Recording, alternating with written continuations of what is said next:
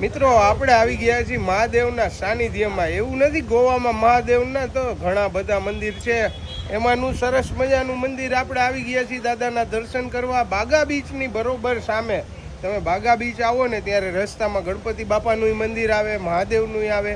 વડીલોને લઈને આવ્યા હોય ને તો બહુ મજા આવે. સામે દરિયો છે અને દરિયાની સામે જ મહાદેવ બિરાજમાન છે, તખતેશ્વર મહાદેવ. ઓ ભાઈ મોજ આવી જાય. સવારમાં દર્શન કરો ને પછી બીચે જાઓ અને રોડે એવો તમે પાર્કિંગ ત્યાં જ કરી દેવાનું અને આનંદ મંગલ અંદર જાઓ એટલે એને કાચબાજીની ને ગણપતિ બાપા અને મહાદેવના દર્શન થઈ જાય ને ભયો થઈ જાય. આપણા ભવના દુઃખ દૂર થઈ જાય.